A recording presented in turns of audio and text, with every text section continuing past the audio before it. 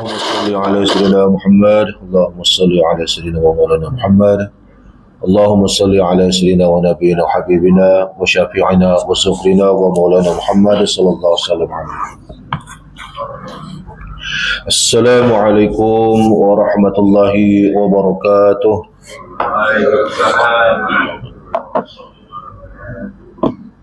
أعوذ بالله من الشيطان الرجيم. بسم الله الرحمن الرحيم. الحمد لله ثم الحمد لله. الحمد لله الذي أرسل رسوله بالهدى ودين الحق ليظهره على الدين كله وكفى بالله شهيدا. أشهد أن لا إله إلا الله وحده لا شريك له وأشهد أن محمدا عبده ورسوله. اللهم صل وسلم وبارك على سيدنا محمد ختم النبيين وعلى آله وصحبه أجمعين. سبحانك لا علم لنا إلا ما علمتنا إنك أنت الحليم الحكيم. ولا حول ولا قوة إلا بالله العلي العظيم. حسبنا الله ونعم الوكيل. من قال رب اشرح لي صدري ويسر لي أمري واحلل عقدة من لساني يفقهوا قولي. أما بعد. Yang berusaha penasihat Masjid Al-Muhajirin, Ketua Haji Johani Saleh yang saya muliakan, Ayanda pengurusi, timbalan pengurusi, seluruh ahli jabatan kuasa Masjid Al-Muhajirin Kampung Lupak Poring, begitu juga barisan kepimpinan Kampung Lupak Poring yang kita muliakan, barisan tuan-tuan imam, para guru, asatizah, tuan-tuan haji, puan-puan hajah, jemaah yang dimuliakan Allah Subhanahu wa taala. Setinggi kita rafakan syukur kita kehadirat Allah Subhanahu wa taala kerana atas limpah rahmat dan kasih sayang Allah Subhanahu wa taala kita masih lagi diberi kesempatan oleh Allah Subhanahu wa taala. Lalu kita dapat mengisi kesempatan ini mendirikan, melaksanakan perintah Allah Subhanahu wa taala. Alhamdulillah, sebentar tadi kita telah selesai mendirikan salat fardu maghrib secara berjemaah.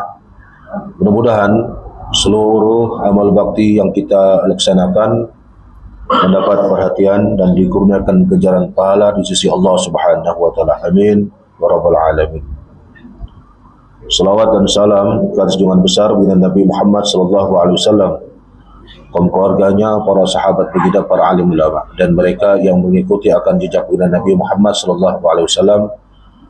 Dan mudah-mudahan jemaah yang dimuliakan Allah Subhanahu wa taala kita diberi kekuatan serta kefahaman sedaya upaya kita menghidupkan segala sunnah baginda Nabi Muhammad sallallahu alaihi wasallam dalam kehidupan kita sehari-hari insyaallah. Jadi jemaah yang dimuliakan Allah Subhanahu wa taala, seperti mana yang kita sudah maklum, kita menyambung kembali kuliah kita dengan membacakan kitab Seindah Akhlak Baginda Nabi Muhammad sallallahu alaihi wasallam.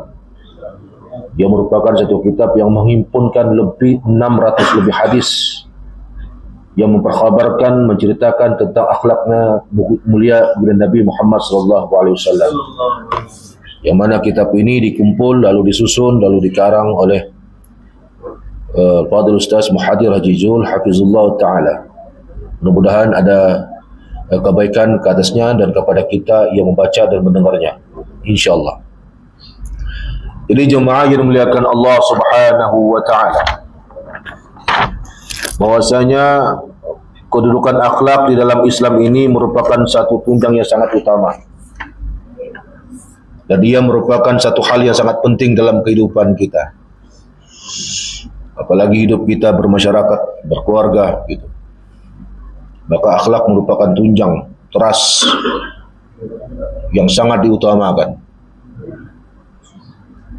Dan akhlak merupakan satu hal yang berkaitan rapat bagaimana hablum minallah, hubungan kita dengan Allah, dan berkaitan rapat bagaimana hubungan kita dengan sesama manusia.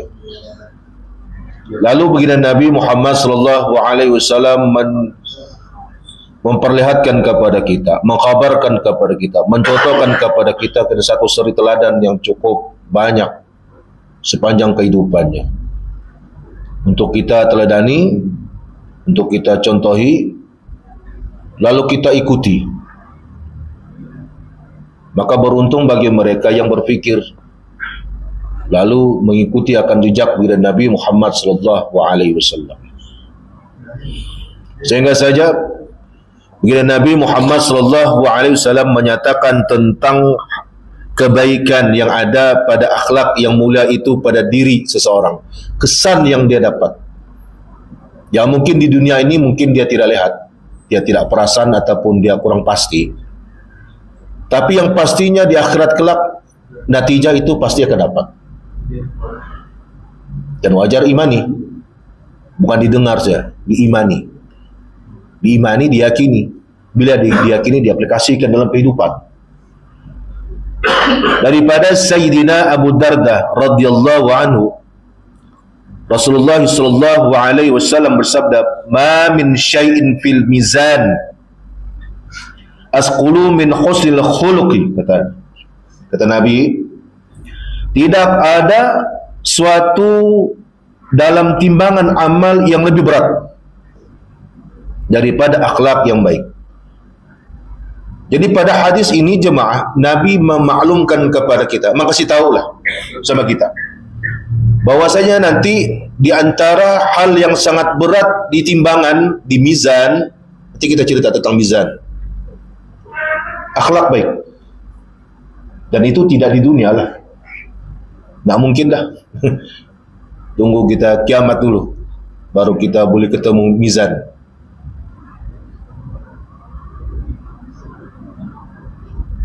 Mari kita lihat apakah yang dikatakan dengan mizan, apakah fungsi mizan.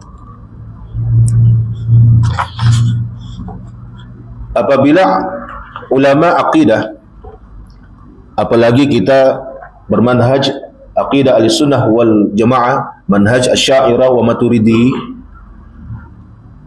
wajib ke atas kita itu mengimani akan hari pembalasan, dan ia termasuk di dalam rukun iman, itu beriman dengan hari akhirat. Apabila kita beriman dengan hari akhirat, maka ada saja yang ada di dalam beriman dengan hari akhirat itu. Di antaranya beriman dengan hari akhirat itu ada mizan, penimbang, neraca. Yang mana fungsi mizan ini adalah menimbang akan amal bakti kita. Ketika kita masih hidup di dunia ini, bermula bila kita diperhitung, dipertanggungjawabkan, diamanahkan, ditaklif, bermula daripada kita baligh. Ya, kalau dilihat definisi baligh itu ataupun pengertian baligh itu dari sisi ulama fiqh itu, kalau perempuannya di sisi mazhab al-Imam Syafi'i kebiasaannya berumur daripada 9 tahun. Kalau bagi lelakinya bermula daripada umur 19 tahun ataupun sudah khurujul mani. Bagi perempuan pula sudah haid, belum lagi itu keluar, maka ditetapkan umur 15 tahun. Apabila sudah umur 15 tahun, taklif, terbeban ke atasnya, terpikul ke atasnya seluruh perintah Allah Subhanahu wa taala. Bayangkan ibu-ibu, anak perempuan kita umur 9 tahun, haid sudah ada, masih lagi dianggap dia anak-anak. Kesilapan kita lah. Maka dibiarkanlah anak itu dengan tidak menutup auratnya, dibiarkan anak itu tidak paham tentang auratnya, dibiarkan anak itu tentang hadasnya, tentang apalagi tentang pergaulannya. Jadi mizan ini jemaah yang dimuliakan Allah Subhanahu wa taala, fungsinya adalah untuk menimbang segala amal bakti kita. Maka Allah sebut ini dalam Quran, surah Al-Anbiya ayat 47, banyak lagi dalam Quran itu memperkhabarkan kita tentang mizan.